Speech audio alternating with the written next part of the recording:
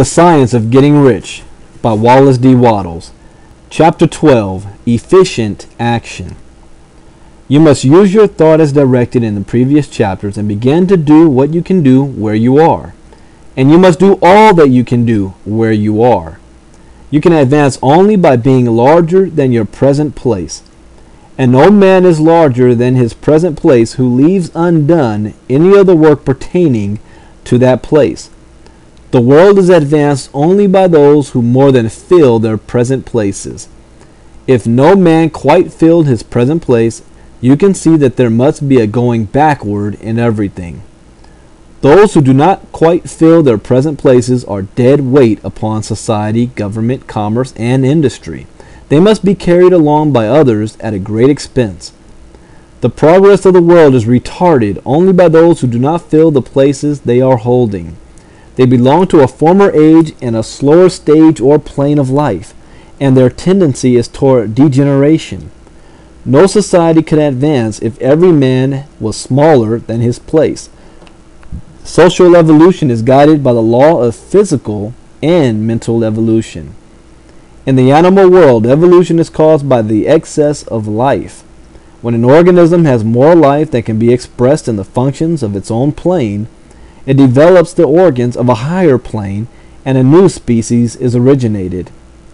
There never would have been new species had there not been organisms which were more than filled their places. The law is exactly the same for you. Your getting rich depends upon your applying this principle to your own affairs.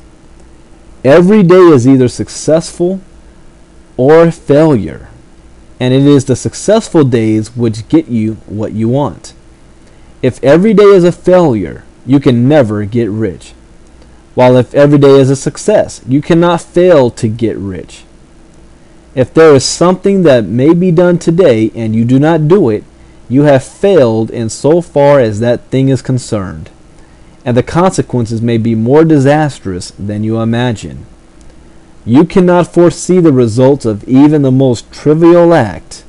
You do not know the workings of all the forces that have been set moving in your behalf. Much may be depending on your doing some simple act. It may be the very thing which is to open the door of opportunity to very great possibilities. You can never know all the combinations which supreme intelligence is making for you in the world of things and of human affairs.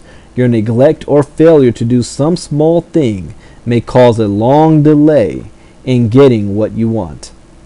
Do every day all that can be done that day. There is, however, a limitation or qualification of the above that you must take into account. You are not to overwork, nor to rush blindly into your business in the effort to do the greatest possible number of things in the shortest possible time. You are not to try to do tomorrow's work today, nor to do a week's work in a day. It is really not the number of things you do, but the efficiency of each separate action that counts. Every act is, in itself, either a success or a failure. Every act is, in itself, either effective or inefficient. Every inefficient act is a failure, and if you spend your life in doing inefficient acts, your whole life will be a failure. The more things you do, the worse for you. If all your acts are inefficient ones, and on the other hand, every efficient act is a successful in itself, and if every act of your life is an efficient one, your whole life must be a success. The cause of failure is doing too many things in an inefficient manner, and not doing enough things in an efficient manner. You will see that it is a self-evident proposition that if you do not do any inefficient acts, and if you do a sufficient number of efficient acts, you will become rich. If now it is possible for you to make each act an efficient one, you see again that the getting of riches is reduced to an exact science like mathematics. The matter turns then on the questions whether you can make each separate act a success in itself. And this you can certainly do. You can make each act a success, because all power is working with you, and all power cannot fail. Power is at your service, and to make each act efficient, you have only to put power into it. Every action is either strong or weak, and when everyone is strong, you are acting in the certain way, which will make you rich. Every act can be made strong and efficient by holding your vision while you are doing it, and putting the whole power of your faith and purpose into it. It is at this point that the people who feel certain mental power from personal action, they use the power of mind in one place and at one time, and they act in another place and at another time. So their acts are not successful in themselves. Too many of them are inefficient. But if all power goes into every act, no matter how commonplace, every act will be a success in itself. And as in the nature of things, every success opens the way to other successes. Your progress toward what you want and the progress of what you want towards you will become increasingly rapid. Remember that successful action is cumulative in its results. Since the desire for more life is inherent in all things, when a man begins to move toward larger life, more things attach themselves to him, and the influence of his desire is multiplied. Do every day all that you can do that day, and do each act in an efficient manner.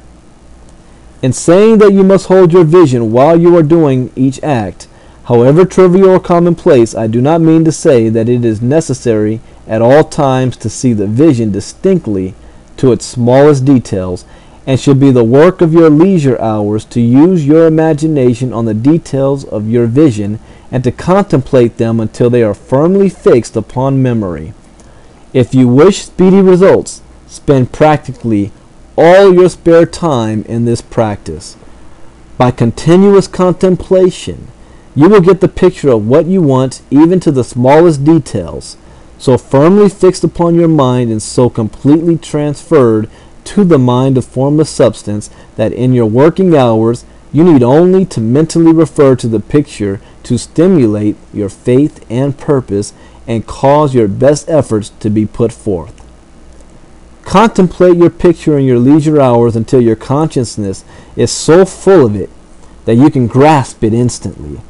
You will become so enthused with its bright promises that the mere thought of it will call forth the strongest energies of your whole being. Let us again repeat our syllabus and be slightly changing the closing statements. Bring it to the point we have now reached. There is a thinking stuff from which all things are made, and which in its original state permeates, penetrates, and fills the inner spaces of the universe. A thought in this substance produces the thing that is imagined by the thought. Man can form things in his thought, and by impressing his thought upon formless substance, can cause the thing he thinks about to be created.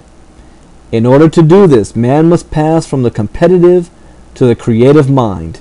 He must form a clear mental picture of the things he wants, and do, and with faith and purpose, all that can be done each day, doing each separate thing in an efficient manner.